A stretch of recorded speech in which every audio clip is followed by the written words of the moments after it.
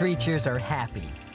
But then there are some who are grouchy or grumpy or just downright glum. And out of these animals, touchy and cross, the crossest of all was a rhino called Ross. Ross never smiled or bade you good day.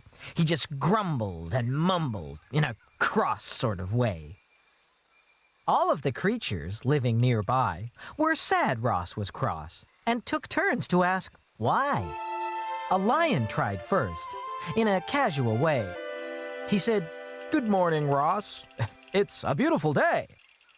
Ross didn't like this. He started to smolder.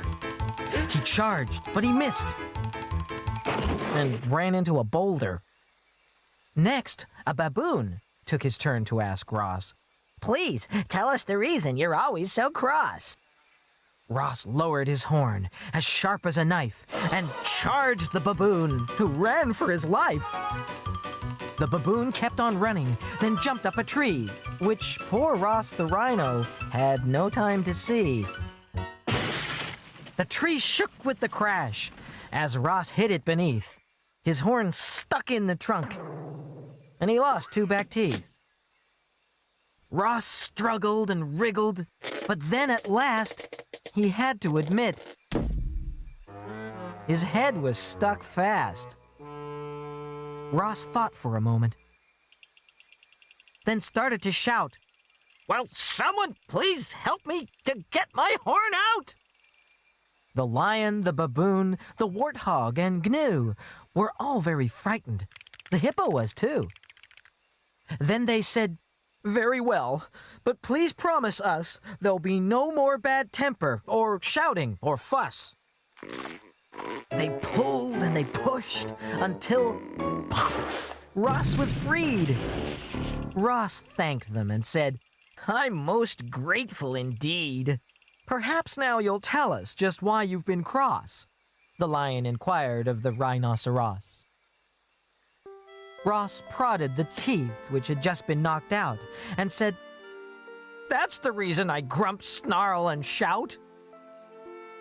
Toothache made me so grumpy and cross, but now I feel better," said a happier Ross. The lion said, "Well," and then he said, "Phew, I'm sorry to tell you, you've got bad breath too." But he had an idea and said, "You all wait there. What your teeth need is some good dental care." He whizzed off, then came back much later that day. "Here you are," said the lion. "No more tooth decay. This toothbrush I've made will keep your teeth clean." "And thank me for the bristles," said a hedgehog called Dean. Ross took the toothbrush and squeezed on some paste. Then he brushed till the foam reached halfway to his waist. He brushed and he brushed till his teeth looked like new, as white as an ice cream and fresh as the dew. And do you know what? From that day on, Ross's bad temper had completely gone. He never got toothache ever again, 'cause he brushed his teeth daily, come wind, sun, or rain. Now his teeth are a picture, and he's no longer glum. And everyone counts him their very best chum.